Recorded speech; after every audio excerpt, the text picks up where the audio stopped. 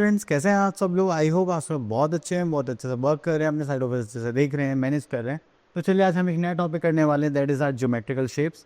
तो जैसे geometrical shapes की बात करते थे, यहाँ पे हमारे पास फिगर्स आने वाले हैं, अलग अलग पॉइंट्स आने वाले हैं, लाइन सेगमेंट्स आने वाले हैं, तो हम उनको देखेंगे। तो चलिए स्टार्ट करते हैं। सबसे पहले हम यहाँ पर आते हैं अपने ज्योमेट्रिकल शेप्स के पॉइंट पर, दैट इज़ पॉइंट। अगर हम पॉइंट की बात करें तो हम एक डॉट लगाते हैं, जस्ट लाइक मैंने यहाँ पे एक डॉट लगाया, ठीक है, बताता है पॉइंट, और यही क्या हो गया हमारे पर्टिकुलर लोकेशन। अगर हम यहाँ पर देखेंगे तो नेक्स्ट आता है हमारे पास लाइन। तो चलिए लाइन की बात करें तो अगर हम एक लाइन ड्रॉ करते हैं, मैंने यहाँ पर ऐसे एज सच एक लाइन ड्रॉ कर दी, एंड इसकी कोई डेफिनेट लेंथ नहीं है कि कितनी है कितनी नहीं, ठीक है। हम इसको दोनों साइड से और एक्सटेंड कर सकते हैं, मेरा मन कर रहा है मैं इधर भी कर देता हूँ और इधर भी कर देता हूँ, तो ये क्या हो गई मेरी लाइन सेगमेंट, ठीक है। तो इस टाइप से हम उसको डिफाइन करते हैं। चल तब हम थोड़ा सा और आगे चलते हैं। Next we are having straight and curve line.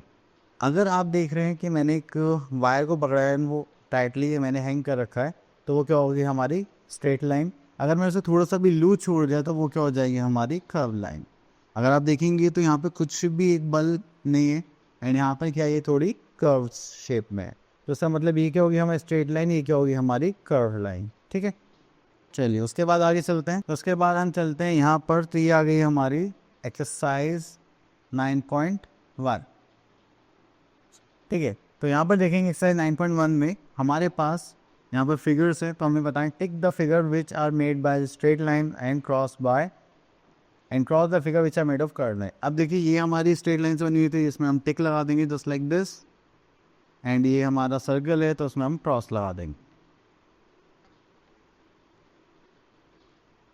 चलिए उसके बाद देखिए next we are having plane figure. तो प्लेन फिगर में देखेंगे यहाँ पर रेक्टेंगल है, ट्राइंगल है, स्क्वायर है, सर्कल है, आप प्लेस फिगर्स।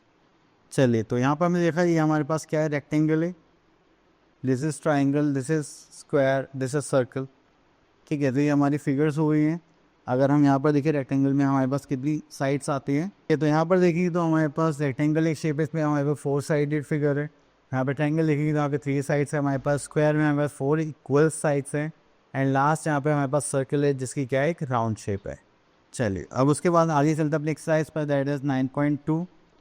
तो यहाँ पर देखिए हमारे पास colour the triangle yellow, square, red and okay. Triangle के लिए हमें क्या करना है, येलो करना है, ओके। तो यहाँ से एक येलो कलर ले लेते हैं हम। हमें कहीं पे ट्राइंगल दिखाई दे रहा है, हाँ ये दिखाई दे रहा है हमें ट्राइंगल, तो ये यहाँ पर हम क्या करेंगे, येलो कलर कर देंगे, ठीक है। बस आपको ऐसे शेप्स के में कलर्स फिल करने हैं। देन उसके बाद स्क्वायर में रेड करना है तो रेड ले लेते हैं इस बार, और स्क्वायर मुझे यहाँ पर ये दिखाई दे रहा है तो ये हो गया हमारा रेड कलर। तो इस टाइप से आपको यहाँ पर कलर फिल करने हैं, बाकी आप लोगों के लिए फर्स्ट। चलिए आगे चलते हैं। Okay now we are having solid shapes.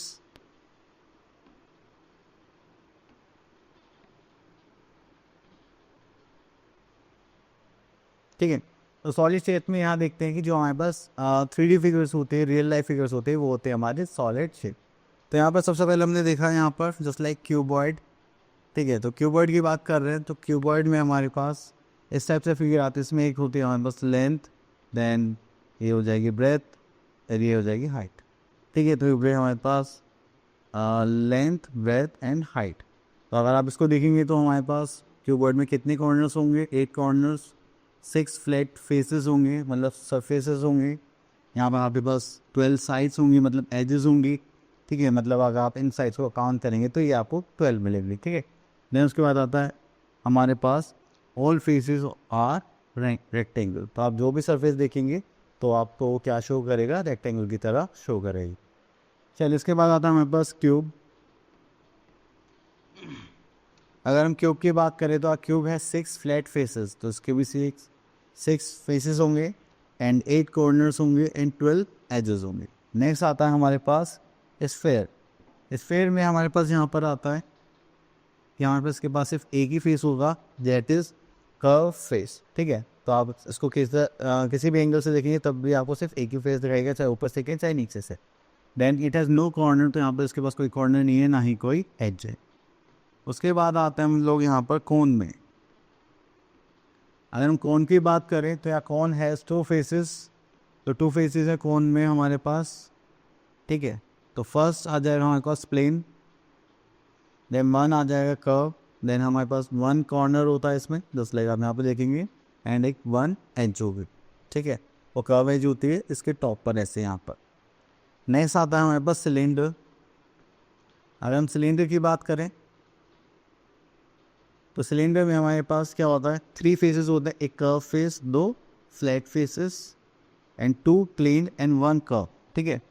And it has no corners, and यहाँ पर हमारे पास एजेस कितनी होंगी, 2 राउंड एजेस, जो एक ऊपर वाले में होते हैं, एक नीचे फेस में होते हैं, ठीक है।